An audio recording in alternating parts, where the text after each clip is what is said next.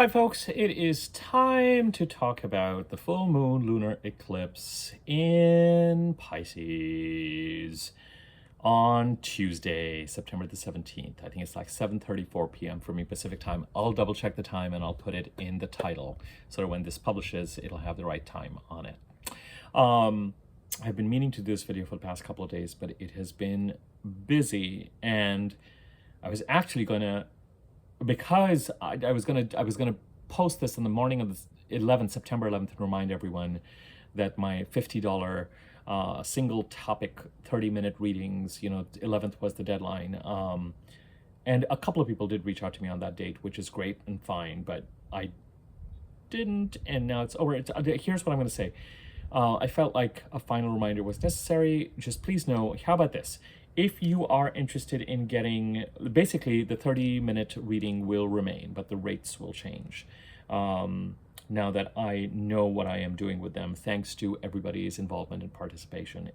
And I'm not, please know that I'm not doing this I'm doing this only because I'm feeling a little badly that I did not give out a final reminder. So the bottom line is, if by the end of the 15th, by the end of Sunday, you reach out to me and you send me an email about a $50 30-minute astrology reading centered around one house or one area of your chart or one topic or one question, just know that that'll remain available as long as you email me before the end of day Sunday the 15th. After that, I will just go ahead and we will consider this the final reminder, and I will stop feeling guilty that I haven't given a final reminder. I don't know that necessarily a final reminder is necessary, and that I can't just consider it closed, but I'm just going to do it as one final time, and we'll leave it at that and we'll take it from there. Okay.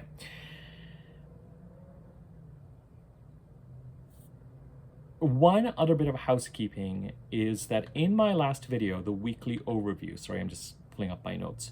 In my last video, the weekly overview, I talking about the transits of the personal planets through Libra, and talking about the various aspects that they would make, conjuncting the South Node, opposing Chiron,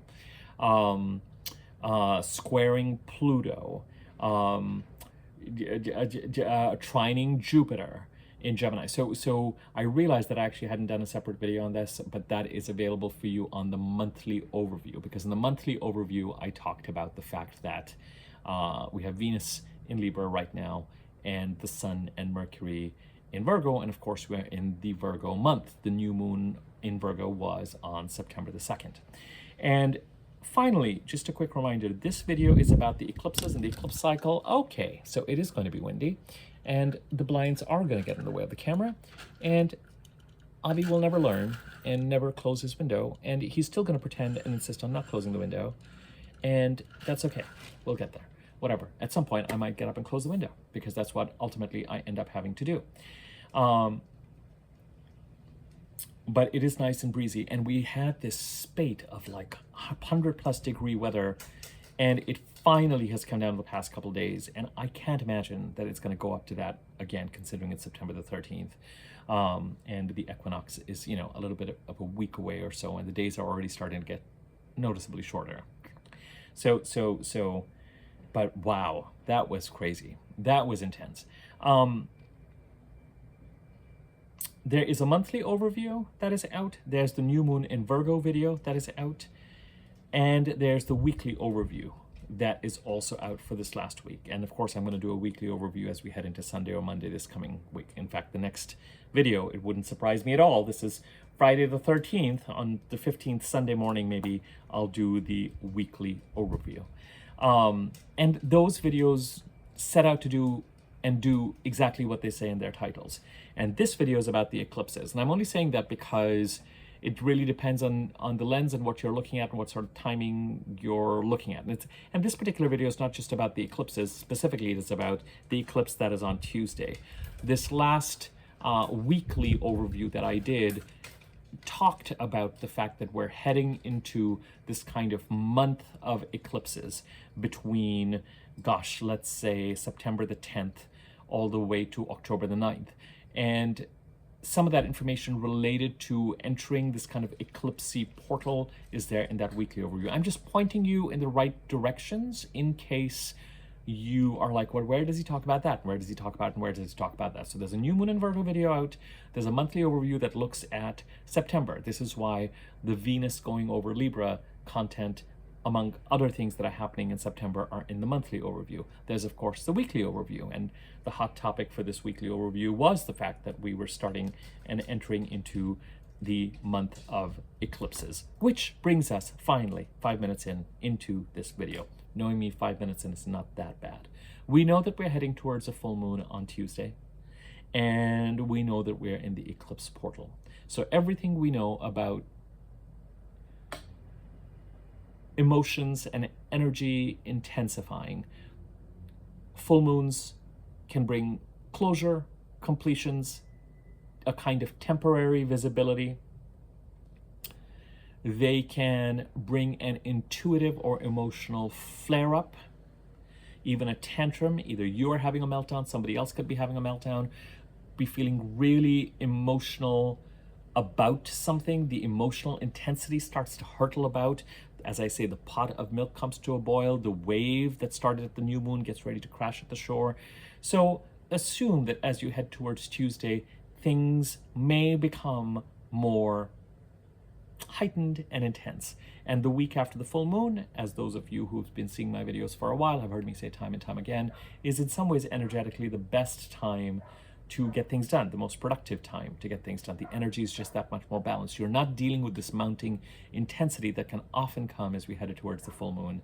You're actually dealing with energies after the full moon that are more balanced. And indeed, for the rest of next week, a lot of what we discuss in this full moon video will simply be playing out, because the majority of the aspects related to this full moon lunar eclipse in Pisces on Tuesday occur in the week after the full moon lunar eclipse. They become exact after that. So for example, as we head to the full moon lunar eclipse, one of the aspects coming into play is the sun trining Pluto and the sun trining Uranus.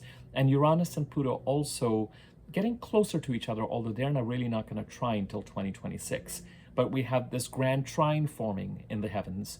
And those trines from the sun to Pluto and the sun to Uranus don't become exact till later next week. So it's as if the full moon will occur, but in some ways, the promise and the intensity, the wave will crash by Tuesday evening, Wednesday morning, and then the wave will start to pull back, but the energy for about a week or so is still going to be balanced, and we'll be experiencing, let's just call it the potential of the full moon, whether it is a challenging potential, not so challenging potential. With the full moon, as I always say, if you find that you are the one who is having a meltdown, or someone is having some sort of an emotionally intense reaction towards you, just honor it and pay attention to it. I'm not going to say give in to it, because sometimes we can, with a full moon, act in ways, sometimes the energy of full moon actually allows us to address and say things that we wouldn't otherwise, and make an exit that we wouldn't otherwise. Just make sure that it isn't overly rash. Although sometimes full moon related exits can get that way. Well, don't have to be right. Sometimes you're just in a pickle in a situation where the exit is bound to get a little dramatic or ugly no matter what, because kind of a normal way of speaking or trying to resolve it would not resolve it in the first place. It's just the nature of the situation, which is why you're having a full moony reaction in the first place. But more importantly, I would just say don't ignore the emotional and intuitive intensity, because it often reveals and points us to emotional truths that have been seeking expression. And you may choose not to give in to the meltdown, or you may choose not to engage massively or in a reactive way to somebody else's meltdown, but you can at least recognize what it is that's going on for them or for yourself through this process. And if in certain cases it means that you want to use the energy of the full moon to actually take action on something, I'm gonna let you make that decision with regard to what is the wisest way to do that. As I said, sometimes it may be what needs to be done. Sometimes it is an expression, of something that has been building for a while. Now, with the eclipses, I've talked about eclipses in general in the weekly overview, and you can look at that. But as you know, and some of you may not know and may be watching my content for the first time, eclipses are when, as I like to put it, God takes the wheel. And then they typically come in pairs. Typically, sometimes you might get 3 in a row. Typically come in pairs. There's, of course, the full moon lunar eclipse in Pisces on September 17th, and that is a north node eclipse. And the solar eclipse, new moon in Libra on October the 2nd. That's a south node eclipse. And of course, with this particular eclipse cycle, we are very conscious of the fact that the eclipses are getting ready to change signs. The north node actually physically, it's not really a physical body, it's a calculated point. The north node changes signs in January from Aries to Pisces. But we still are going to be under the influence of the Aries North Node eclipses all the way, as I've been saying, till the end of the first week of June of 2025. We have one more Aries eclipse to go on March the 29th of 2025. And starting this particular lunar eclipse, we get the first of the Virgo Pisces eclipses.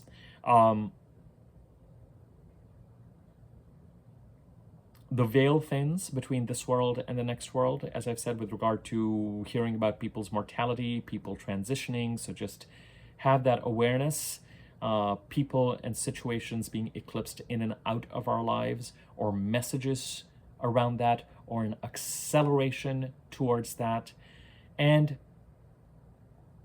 we look to the eclipses. We often enter a period of the eclipses going, I don't quite know. Is it this way or that way? Or do I go this way or that way? We need a certain amount of fated, destined, not quite in my hands kind of activity to help move us along. Most importantly with eclipses, I find that it's a kind of, there are 2 analogies that I give. It's a kind of a narrowing of the corridor. It's like we're walking down a corridor and we still feel like we could go this way, and this way. But as the eclipses continue, the corridor narrows, and we are sort of either given a message, or physically something happens that makes us say, well, this is the only route. Here, I've sorted this out for you. This is your route, and this is your path forward. Another analogy I use is we've been banging on our head on 10 different doors, waiting for them to open, and the door that is meant for us, our hand barely touches the knob and it swings open and it pulls us forward. How many of us have had interviews or found jobs or found situations that just had a certain ease and a magnetic pull to them? And there are so many other things that we may have wanted, etc., that for the life of us, they were not meant for us. We couldn't open them. There's, of course, the question of whether we put certain things above us and whether we meet them at the level where we should, and how we manifest things, how we attract things, what we are ready for, at what level we are ready for them. All of that probably factors into this. But with the eclipses, you need to be able to kind of drive your vehicle as you need to, but also recognize when God of the universe kind of takes the wheel and things happen and things develop in such a way that they're trying to either create change or create the parameters. It's not the right word. Coordinates. Create the circumstances. Push the needle along to move us in the direction that is meant for us and that is right for us. With the September 7th full moon lunar eclipse, look back to the week before and after July the 17th, particularly as we headed to the July 21st second Capricorn full moon this year. We had 2 full moons in Capricorn. When we did that Capricorn full moon video, I told you some of you may feel like it's actually a Pisces full moon, because you may have actually felt, some of us may have felt the eclipse then for what it was bringing up.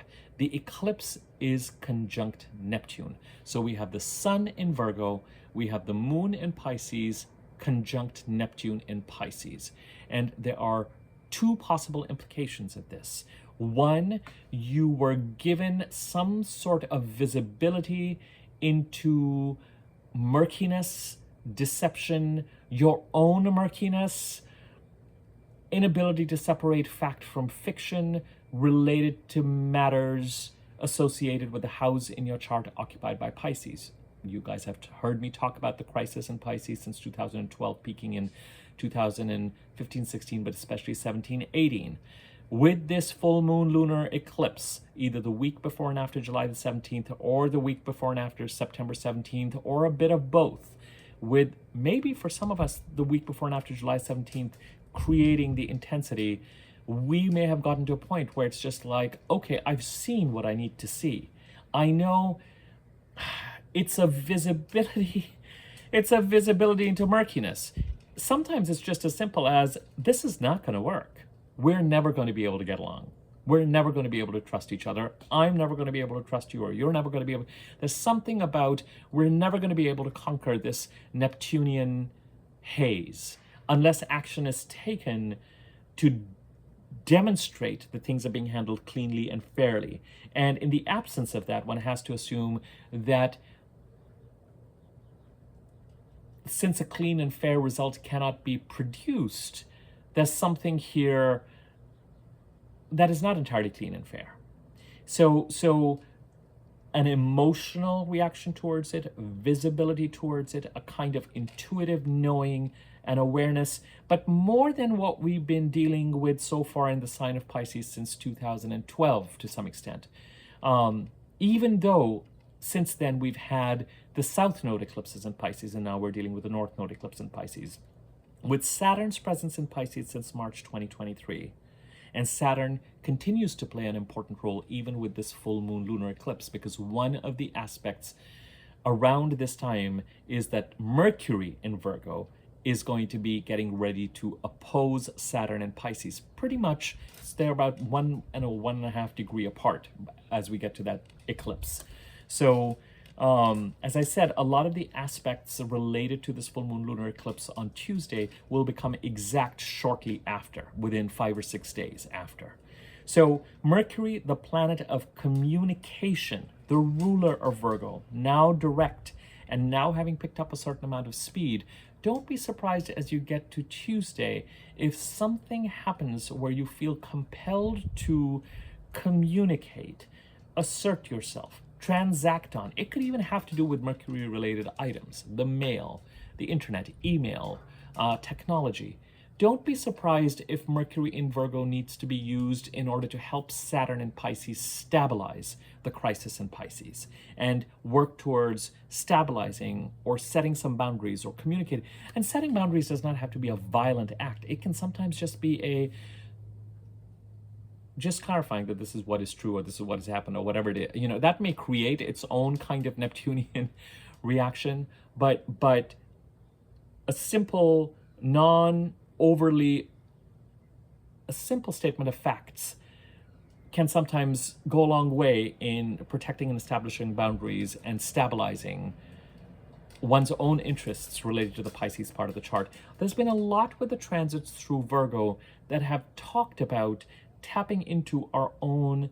It's just the nature of the transits that the personal planets have made as they've gone through Virgo. There's a lot about tapping into our own sense of self-worth around something and using that to serve Saturn in Pisces and to help stabilize the Pisces part of the chart. Tapping into that sense of self-worth also will allow us to avail of opportunities being presented to us created by this grand trine that becomes exact. At least 2 parts of the trine become exact next week, the Sun trining Pluto and the Sun trining Uranus. And the week following that, Mercury is going to do the same. It's Mercury's transit through Virgo right now that has the ability to translate opportunity and awareness into action. Because Mercury is the personal planet that's following behind Venus, who was sprinkling and creating opportunities in the Virgo part of the chart in August, and the Sun, which just illuminates and creates a sense of awareness and kind of helps create the new moon on September the 12th, which is a period of action related to the Virgo part of the chart. It's Mercury that's following behind, that is using communication and transactions to seal the deal, to agree to take part in certain meetings or conversations or interviews or providing offers or clarity, or how are you going to move forward in certain directions, etc. You know, it's going to be through communication. And as we head to this full moon, don't be surprised if the next 2 or 3 days you feel like certain things need to be said or stated or addressed. And it could go back to the week before and after July the 17th, where you just feel like you've now had enough distance from it and you've had Mercury go retrograde and now direct, that you feel like, okay, I'm feeling compelled to have this communication, hopefully in a not too reactive way. What you get back or what occurs as you head to the full moon could have a full moon repercussion. If you feel like, you know what, I'm going to leave the communication to the week after the full moon, you're welcome to give that a thought and give that some consideration. Just see what the stimulus is, because some of us may feel like, no, I've got to deal with this now, and you might be right about it. In other words, if something comes up where it feels like you need to draw a line immediately, don't hurt yourself or not set up boundaries because you're nervous about it being a full moon. But in other cases, if you feel like I'm really feeling compelled to do this, this, and this from a communication perspective, remember that Mercury is opposing Saturn now, but eventually as time goes on over the next 2 weeks, Mercury is going to get ready to oppose Neptune. And I think Mercury's opposition to Neptune is pretty much in line with, don't quote me on that. Give me 1 second. When is Mercury opposing Neptune? September 25th. So not quite September 25th. So not quite the Libra new moon solar eclipse is really quite, by the time we get to the Libra new moon solar eclipse, we've got Venus already in Scorpio, but the Sun and Mercury and the Moon in Libra by that point in time. On October the 2nd. So it's September 20th. So just know that something from a communication perspective between now and the 25th from the Virgo part of your chart may be utilized or deployed, or may need to be utilized or deployed to stabilize the Pisces part of the chart where the full moon lunar eclipse is happening. So did something happen in an eclipsy way as the first of several eclipses taking us to February 2027? And Saturn continues to be in Pisces till January, February 2026.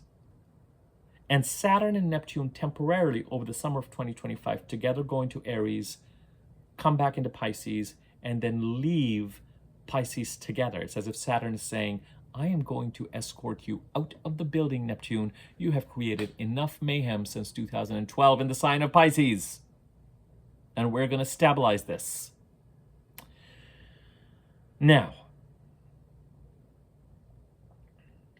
there was something else about Saturn and Neptune that I wanted to say, but it will come back to me. Oh, I hate it when that happens.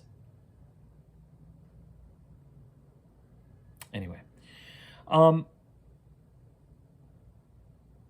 this particular eclipse cycle, when we were dealing with the eclipses in April, there was more of a need to be in observation mode, because Mercury was also retrograde in April. We entered April in a little bit of genuine confusion, because by March the 25th, from October the 14th of 2023 to March the 25th of 2024, we were in the South Node eclipse cycle in Libra. So we were much more focused on, and things were happening that helped us to gain awareness around and to release what may have been preventing us from being able to move towards the Aries part of the chart or the Taurus part of our chart, the houses occupied by Aries and Taurus, where at that time Jupiter was getting ready to conjunct Uranus in Taurus, exact on April the 20th. And of course, the North Node eclipses have been going on in the sign of Aries since April 2023. In addition, Pluto's entry into Aquarius with Mercury, Mars, and Venus conjuncting Pluto in the first couple of weeks of February may have meant, especially as we headed to the second week of February, that something could really have kind of blown open that was holding us back. And we may have entered the eclipses in Mercury retrograde in April going, now that I see the door open, am I still headed in that direction? And the eclipses in Mercury retrograde may well have given you the answer to that. For a lot of you, it may have been like, yeah, I think I'm supposed to still be moving in that direction symbolized by Aries in my chart, but don't be too quick to assume the exact nature of what that looks like. It doesn't just have to be leaving A to go to Z. It can be A and Z. It can be just C, just don't get too wedded to something and hold on to it kind of egoically because it gives you a sense of security, remain open to what it is that the part of the chart related to the sign of Aries, occupied by the sign of Aries in your chart, has been trying to open you up to and introduce in your life since April of last year. Okay? Because it may not necessarily look exactly like what you imagined, or it might. You know, it might be like, oh, this is what I've been working towards, and I have not been able to make as much physical progress towards it since April of last year. But as I said, a lot of us have the ability and the chance to make progress towards it between September 2nd of this year and the end of the first week of June of next year. A lot of the focus of this particular full moon on the 17th is around stabilizing the Pisces part of the chart and continuing that journey in very concrete ways. And the week before and after July 17th or September 17th continues to give you clarity, however uncomfortable, around what it is that needs to be stabilized. This is what I wanted to say that slipped my mind. For some of us, remember, Neptune's transit through the Pisces part of the chart has meant us moving more in a spiritual or creative or Neptunian-inspired direction. And so Saturn going over Pisces and these North Node eclipses may bring visibility, and there may be a need to really accelerate putting some structure around those plans, availing of opportunities. They don't have to be grand, but maybe they can really teach you something and give you experience and give you a sense of what you need to keep adding and developing as you structure and make concrete your plans to move in a more artistic or spiritual direction in the Pisces part of your chart. Greater discipline, greater responsibility, greater karmic awareness. If I do this, it will lead to this result, even if I'm right. But if I do this, it might lead to a better result if I am more conscious, not quite so reactive, more Saturnian in my actions, more conscious of cause and effect. Remember, with Saturn, I always say you can be right and effective. If you ignore Saturn, you might be right, but you may end up being ineffective, or you might end up making the situation worse. Nothing wrong with being wise, strategic, careful, considered, non-reactive. Respond, don't react. They're very Saturnian. And why is Saturn important? Because, you know, Saturn is an important, Saturn and the North Node eclipses. It could be that for some of us, Saturn's transit through Pisces is really the stabilizing factor, and the North Node eclipses are asking us to lean into the Pisces part of the chart to develop something. It could be two separate things. Houses stand for various people, parties, situations, themes. But there's something, I think, about them working together to accelerate or increase the need to lean into the Pisces part of the chart and tackle matters or issues related to the Pisces part of the chart with Saturn's help and aid, which may not feel like help and aid sometimes. If you are ignoring what needs to be done, Saturn can land you with something that then requires that action. Saturn can say, all right, you haven't taken action, here's a consequence of that. Now, let's take action. So Saturn can increase stress and pressure that way. And as you head towards Tuesday, just kind of watch out for stuff like that. It's not just heading to Tuesday, you know, it's really till the beginning of, be proactive to the best of your ability to stabilize the Pisces part of your chart. Some people in some traditions say be careful of taking too much action during eclipses because the energy is unwieldy. I say, you know, do what you need to do.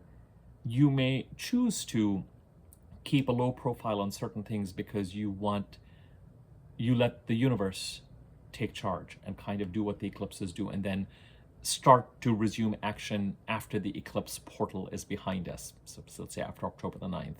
A lot of this depends on each of our individual situations and whether we feel called upon to be in action, take action, make dramatic forward movements on our own.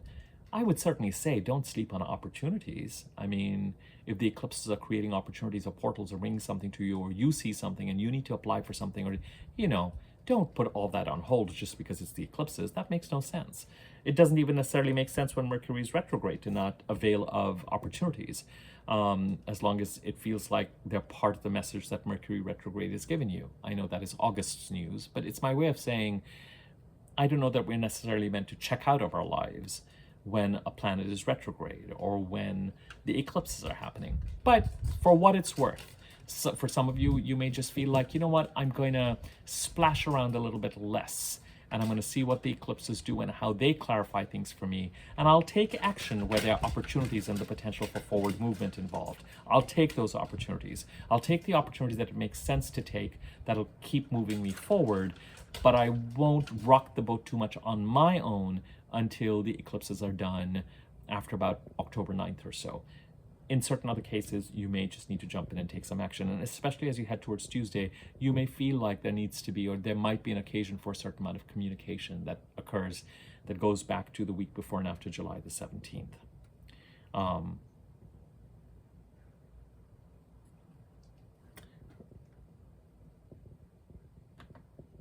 An awareness of toxicity, an awareness of vagueness. Now, the vagueness could have to do with having artistic and spiritual plans and not putting structure around them.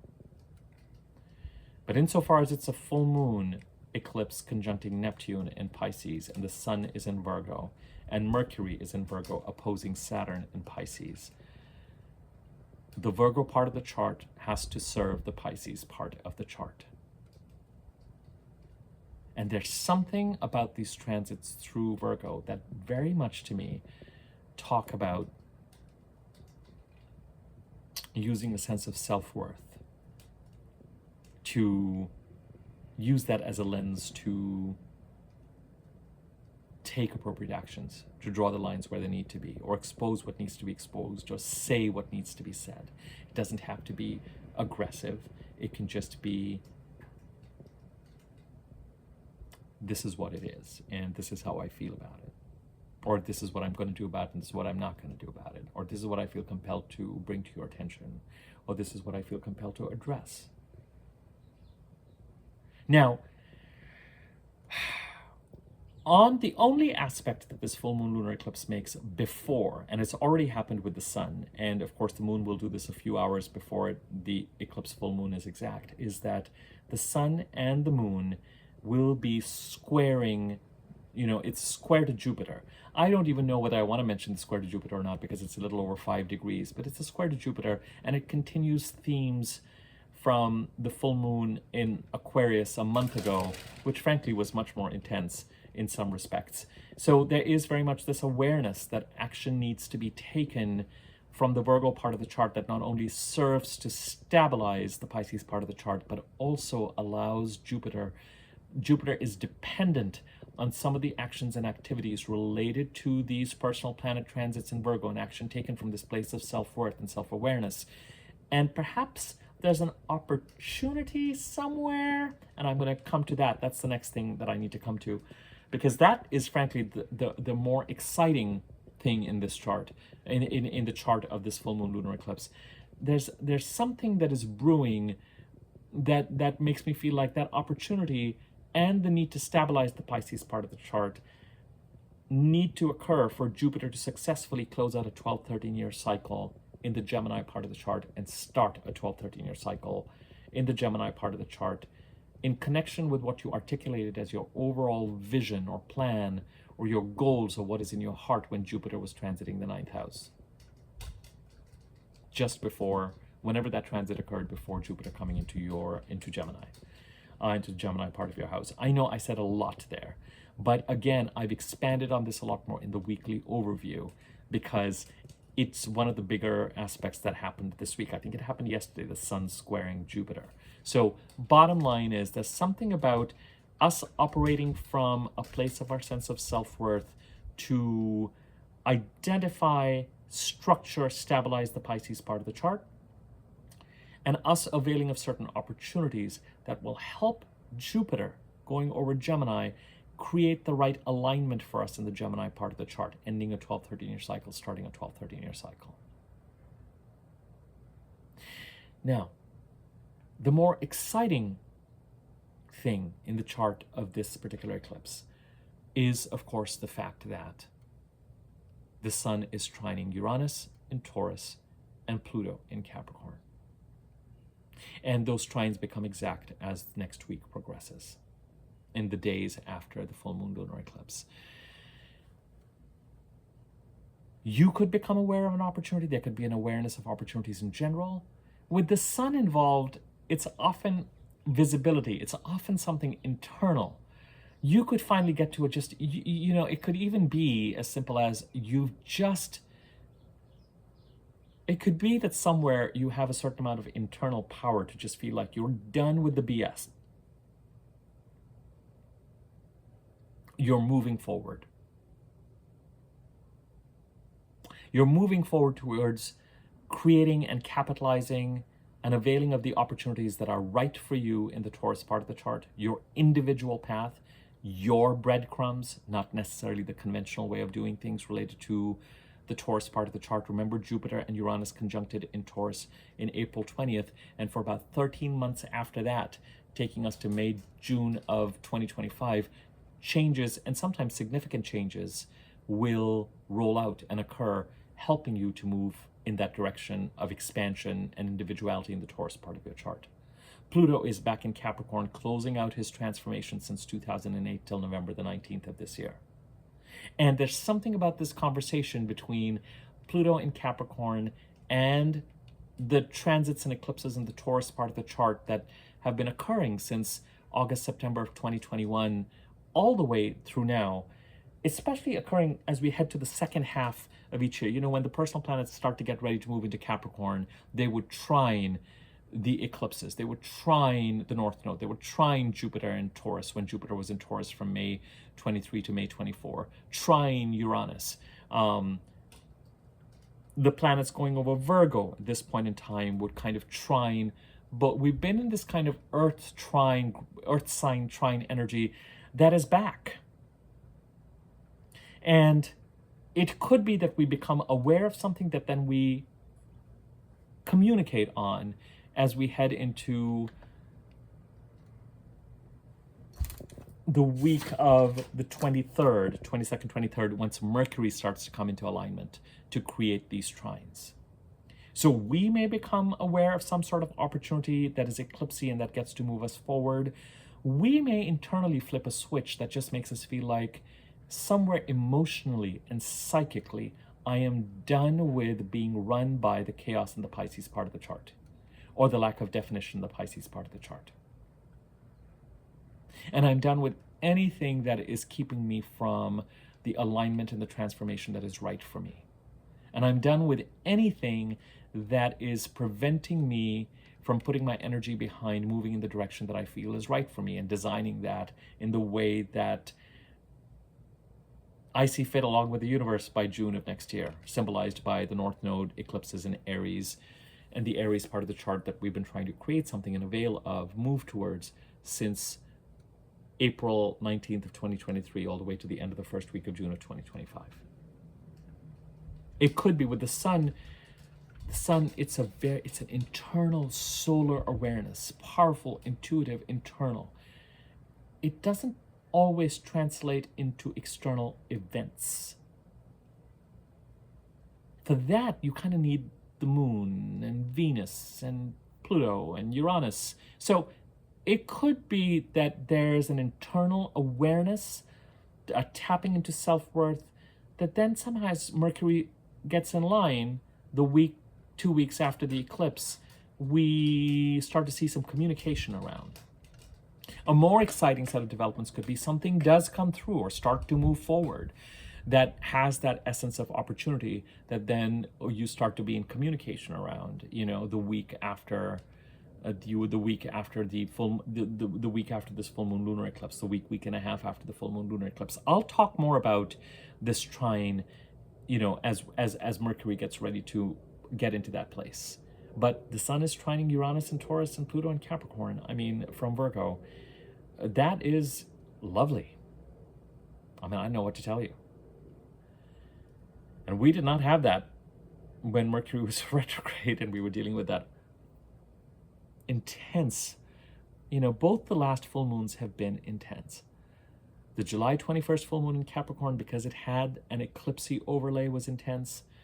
The August 19th full moon, where there was an emotional growing awareness at what reality check Mercury retrograde was giving to us and may have had a certain sense of disappointment. If you had Mercury retrograde in your birth chart, you may have headed towards August 19th, really becoming that much more decisive.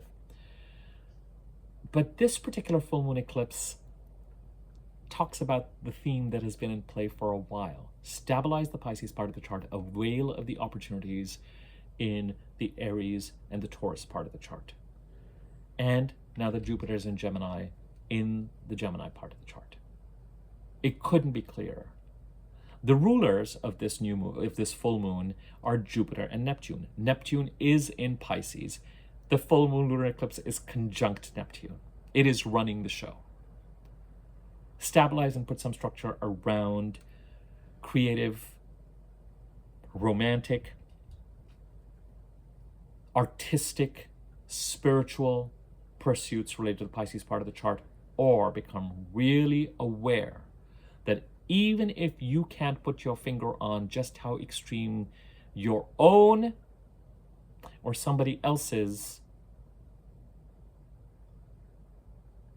deceptiveness or vagueness is, the fact that they're not coming through with something real and concrete that can dispel that, and might actually be coming through with something that is the opposite of that, may give you a visibility into something that you can no longer look away from. Because now you know. And you may have been waiting to see this to some extent since 2012. But even if it came up in 2014, 15, 16, 17, as you were dealing with some of the South Node eclipses at that time, what was disappointing and a source of suspicion at that time may now feel very real and very confirmed. The other ruler is Jupiter and Gemini, ending and creating a new beginning there.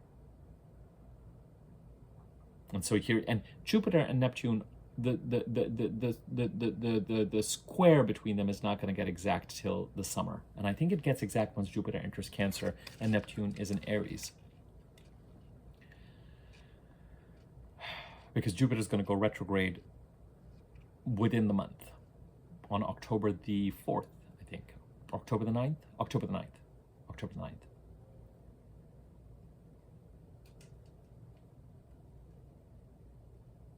But the dispositor of the chart, because Jupiter's in Gemini, is Mercury in Virgo. So the dispositors of the chart are Mercury in Virgo,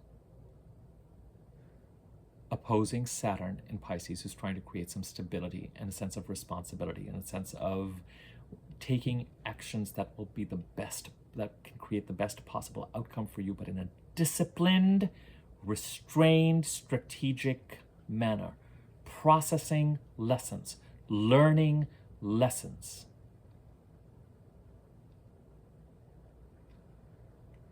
The right work, the right effort, the right action.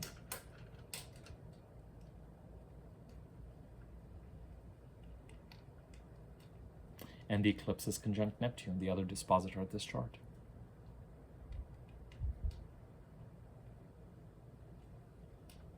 So, to summarize, as we head towards Tuesday, have an awareness of increasing full moony, the to-do list goes all over the place, the pot of milk comes to a boil emotionally, visibility on a positive side. Eclipses can also bring offers and opportunity that can really push you in somewhere, or can, in a kind of a quantum leap kind of a way sometimes. You know, it's like, oh wow, this is actually going to look really good on my resume, kind of a stuff. This particular eclipse cycle is different from April because, number one, it's happening at a time when all the personal planets are moving forward. So it may actually, rather than us waiting like we did in April for the eclipses to show us something, the eclipses may actively create situations and circumstances where we are moving along. So by the time we're in October, we really feel like things are accelerating. Either we are accelerating things because we're fed up with certain situations and are ready to eclipse certain situations or places out of our life or into our life.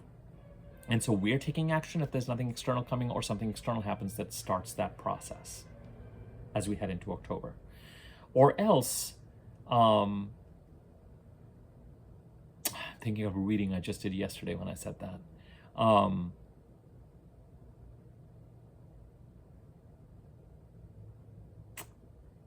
You can't make this stuff up.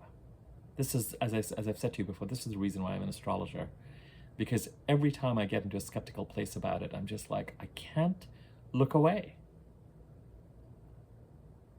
How is it possible that there's something to this? Anyway. Where were we?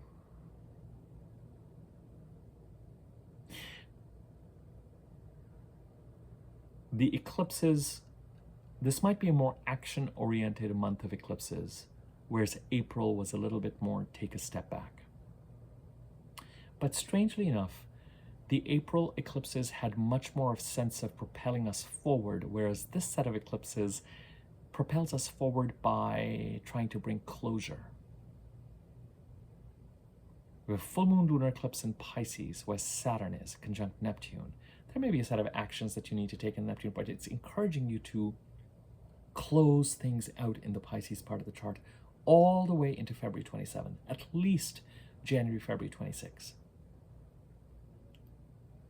And the October 2nd eclipse is like, all right, we made it clear what needs to be released in the Libra part of the chart. We took some action for 6 months around it, between October 14th, 23 to March 24th, 25th, 24. Now between October 2nd and December 2nd, release it. So it's a little ironic. In terms of energy, the eclipses in April had a pause, but they were propulsive, because we had a North Node solar eclipse on April the 8th. Here we have a North Node lunar eclipse that is bringing visibility to something on September the 17th, maybe July 17th, week before, week after. And we have a South Node solar eclipse on October the 2nd that's saying we accelerate and move forward by releasing. There's a lot of what are you going to release? What are you going to be done with? This is why I'm saying there's something about the sun even trining Uranus and Pluto. There's something emotionally about just being done about a certain status quo, a certain set of energies. You might get to Tuesday and just feel like internally you've finally reached a place of self-worth, if you want to call it that, evaluation, where you realize it's just like, I'll handle what comes from this, but I am done with this set of energies. And I'm going to focus on what are the opportunities for me.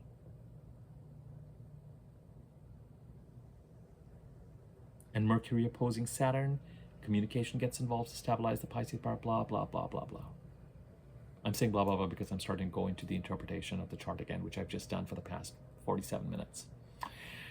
If you are interested, number one, if you are interested in a 30-minute single topic reading for $50, email me by the end of day on Sunday, September the 15th. You don't have to. A lot of people have done, I've gotten what I need, but if you do, because I did not give a final reminder, this is your chance to go ahead and email me that. If you're interested in a regular reading or just want to find out more about readings that I do, my email address is in the description box below. You can email me there and I'll email you back. Comment, like them on the video, talk to, tell people about the content on this video. If you think it's going to be useful to someone, comments and likes, if you feel so inclined, help give the video greater circulation. There's a thanks button beneath the video. You can use that to contribute to the channel. Subscribe to my channel if you haven't already. And next to the subscribe button is a bell icon. Hover over that, click on the wiggly bell on top, and you'll be notified whenever I do new videos. We're going to talk about the weekly overview in a couple of days' time. And a lot of the weekly overview is about some of these aspects becoming exact as the week progresses, but it's also about preparing for, we still deal with the energies kind of peaking as we head towards Tuesday, moving into a space of productivity, but keep in mind that Mercury is then going to follow the eclipse in the sun to get in place to take advantage through communication of that trine to Pluto and Uranus. And of course, as we head towards, beyond the 20th of any month, the planets, personal planets, in this case, the Sun and Mercury and Venus are going to be getting ready to change signs and change houses, which will bring a new set of energies, which will be nice and welcome. All right, I will leave it at that, and I will be back in touch soon. Thanks. Take care.